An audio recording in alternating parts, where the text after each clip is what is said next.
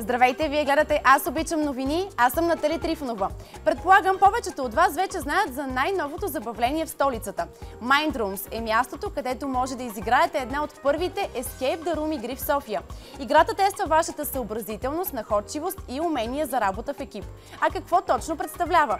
Романтична стая в стил Париж. Цветя, много книги, любовни писма, ключове, повечето скрити. А за да ги намерите както тях, така и изхода от стаята, ще трябва да решавате логически задачи. Но повече разберете сега.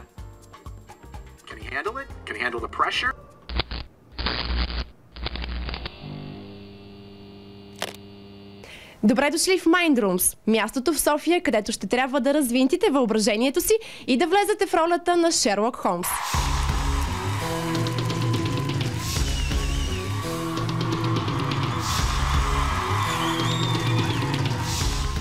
До мен вече са създателите на Mind Rooms, които сега ще ни разкажат откъде дойде идеята за създаването на тази стая, какво може да видят хората вътре и какво да очакват.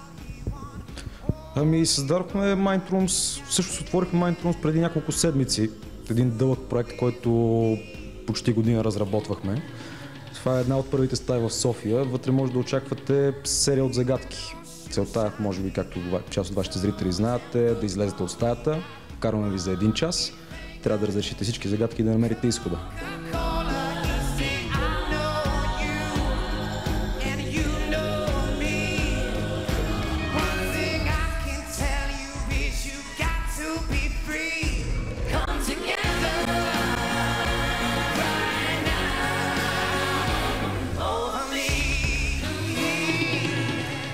Има ли опасност, да кажем, влизаме в стаята за 1 час, не успяваме да решим всички загадки и си оставаме заключени завинаги в стаята? Не, ще ви пуснем навън, като няма страшно. Доста хора си представят, влизаш в стая, заключвате и очакваш да ти се случи нещо страшно. Има ли някакви изненади? Всичко е направено така, че хората се забавляват. Всичко изглежда романтично, въобще няма страшни елементи.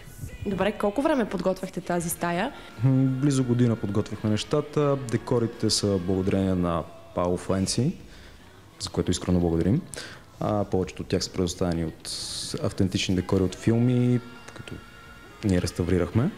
Аз, понеже съм работил в киното, сценограф, с който аз съм работил, той ни помогна и набавихме всичките автентични декори, които са мебели, покривки, килими, полюлей, всичко, което е вътре, благодарение на сценографа.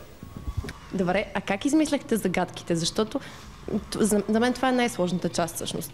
Да затрудните някой, да го накарате да мисли логически. Всъщност отне ни около 3 месеца, за да мислиме върху загадките и в крайна сметка не измислихме нищо за 3 месеца и ги измислихме всичките от 12 до 5 сутринта.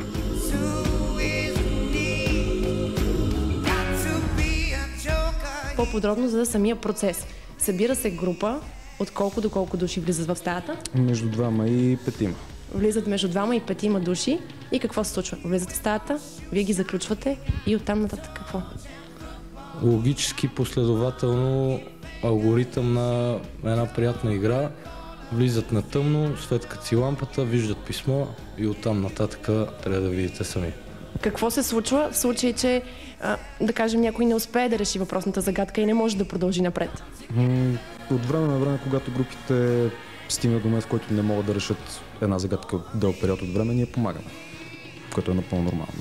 Тоест да разбирам, че вие през цялото време наблюдавате и слушате хората, които са в стаята, какво правят?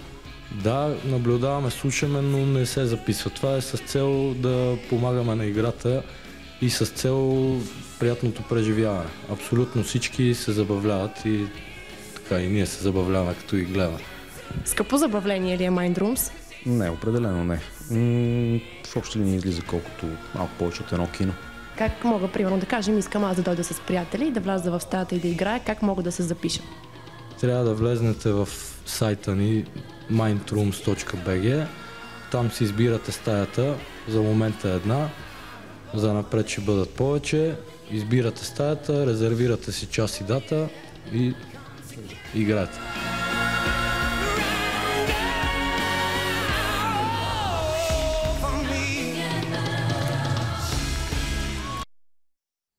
Днес е неделя, в момента е около 7:30 вечерта, а Minдрooms работи до 11 вечерта. Така че ако няма хубави филми по кината и определено се чудите какво да правите в момента, обадете се на някой ваш познат и влезте в ролята на Шерлок Холмс. Това беше всичко от нас за днес. Ще се видим отново следващата събота, веднага след централната емисия новини. От мен, прекрасна неделна вечер!